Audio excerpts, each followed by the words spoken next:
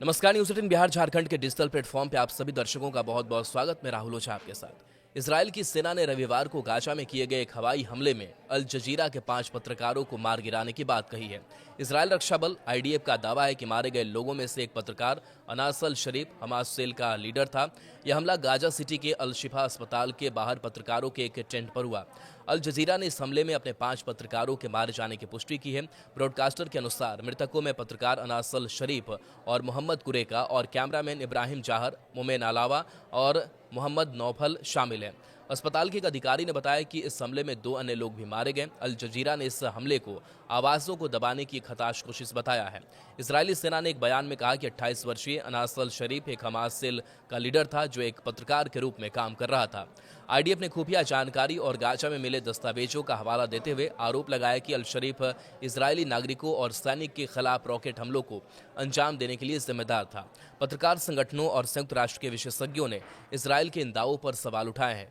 Committee to protect journalist ने कहा कि इजरायल बिना किसी विश्वसनीय सबूत के पत्रकारों को आतंकवादी करार दे रहा है, जो प्रेस की आज़ादी के लिए एक गंभीर खतरा है। संयुक्त राष्ट्र की विशेष दूत इरीन खान ने भी पिछले महीने अल शरीफ के खिलाफ इजरायल के आरोपों को बेबुनियाद बताया था। अल शरीफ ने खुद अपनी मौत से कुछ मिनट पहले सोशल मीडिया पर एक पोस्ट किया था जिसमें उन्होंने गाजा सिटी पर हो रही बमबारी के बारे में जानकारी दी थी। उनकी मौत के बाद एक और पोस्ट वायरल हुआ जिसमें उन्होंने लिखा था कि वह सच को बिना किसी डर के लोगों तक पहुंचाते रहेंगे।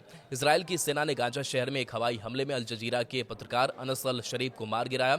इजरायली सेना पत्रकार को हमास का एक बड़ा सरगना बता रही है। अल जजीरा ने इस हमले की कड़ी निंदा की है और इसे पत्रकारों की आवाज दबाने की साजिश बताया है। अनस अल शरीफ अपने 4 साथी पत्रकारों और एक सहायक के साथ गाजा शहर के पूर्वी हिस्से में शिफा अस्पताल के पास एक टेंट में थे जब यह हमला हुआ। गाजा के अधिकारियों और अल जजीरा के मुताबिक इस हमले में 2 अन्य लोग भी मारे गए। इजरायल की सेना ने दावा किया है कि अनस अल शरीफ हमास का एक अहम कमांडर था। वह इजरायली नागरिकों और सैनिकों पर रॉकेट हमलों की योजना बनाता था। सेना का कहना है कि उनके पास खुफिया जानकारी और गाजा में मिले दस्तावेज इस बात का सबूत है, लेकिन अल जजीरा और फलस्तीनी पत्रकार संगठनों ने इस दावे को खारिज करते हुए इसे बेबुनियाद बताया। अनस अल शरीफ ने अपनी मौत से कुछ मिनट पहले ही एक्स पर पोस्ट किया था कि इजरायल 2 घंटे से ज्यादा समय से गाजा शहर पर ताबड़तोड़ बमबारी कर रहा था। अनस अल शरीफ के साथ मारे गए अन्य पत्रकारों के नाम है मोहम्मद करीका, इब्राहिम जाहिर और मोहम्मद नौफल। अल जजीरा ने अनस को गाजा का सबसे नन्हा पत्रकार बताते हुए कहा कि हमला गाजा में सच दिखाने वाली आवाज़ों को खामोश करने के लिए कोशिश थी।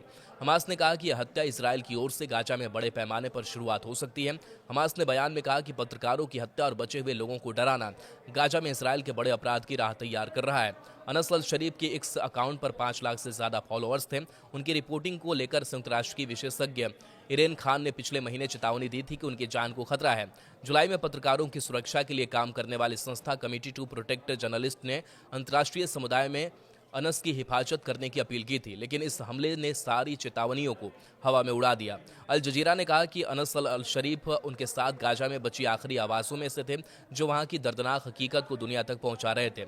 गाजा की हमास सरकार के मीडिया दफ्तर का दावा है कि 7 अक्टूबर 2023 से शुरू हुए युद्ध में अब तक 237 पत्रकार मारे जा चुके हैं। इजरायली प्रधानमंत्री बेंजामिन नेतन्याहू ने कहा कि वो गाजा में हमास के गढ़ों को नस्तनाबूद करने के लिए नया हमला शुरू करेंगे।